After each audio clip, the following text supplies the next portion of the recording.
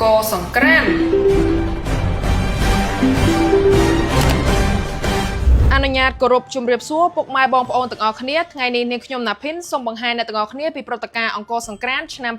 2025ដែលប្រព្រឹត្តទៅនៅក្នុងខេត្តសៀមរាបមានរយៈពេល3យប់គឺចាប់ពីថ្ងៃទី14រហូតដល់ថ្ងៃទី16ខែមេសាឆ្នាំ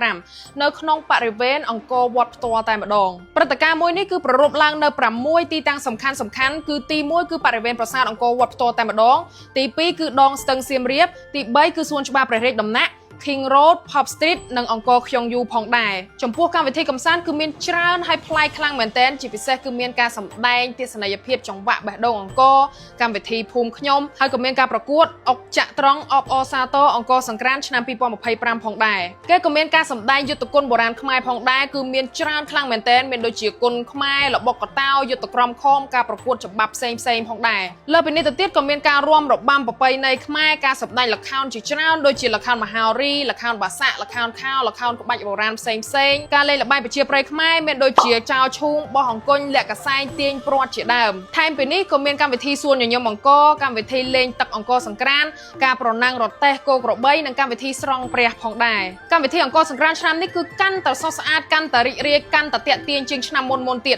បើសិនជាបងប្អូនទាំងអស់គ្នាអត់បានមកប្រយ័ត្នស្ដាយក្រោយបងប្អូនទាំងអស់គ្នាគ្រប់25ខេត្តក្រុងមិនថានៅក្នុងភ្នំពេញប៉ោយប៉ែតបាត់ដំបងប្រទាយមានជ័យគឺអាចចូលរួមបានដោយសេរីតែម្ដងចំណាយតិចចំណេញជាតិយើងចូលរួមបែបនេះមិនមែនតែសប្បាយតែខ្លួនឯងទេយើងក៏បានចូលរួមលើកស្ទួយដល់សេដ្ឋកិច្ចអ្នកលក់ដូរប្រចាំតំបន់ផងដែរហើយជាពិសេសកត្តាដែលធំបំផុតគឺយើងបានចូលរួមតាក់ទាញភ្ញៀវទេសចរច្រើនខ្លាំងមែនទែនទាំងភ្ញៀវជាតិនិងភ្ញៀវអន្តរជាតិដូចនេះកុំភ្លេចសៀមរាបឆ្នាំហ្នឹងដឹងតែគ្រប់ទឹកហើយខ្ញុំណាភិនបានត្រៀមខ្លួនរួចជាស្រេចសម្រាប់ព្រឹត្តិការណ៍អង្គរសង្គ្រាមចុះអ្នកទាំងអស់គ្នាវិញជុំអង្គរសង្គ្រាមឆ្នាំហ្នឹងអីក៏ថកធំម៉េះ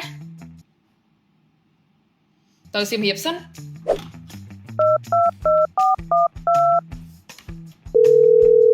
ហៅឡូប្រូថ្ងៃ14ដល់16ខែហ្នឹងតនេអត់សៀមរាបតោះ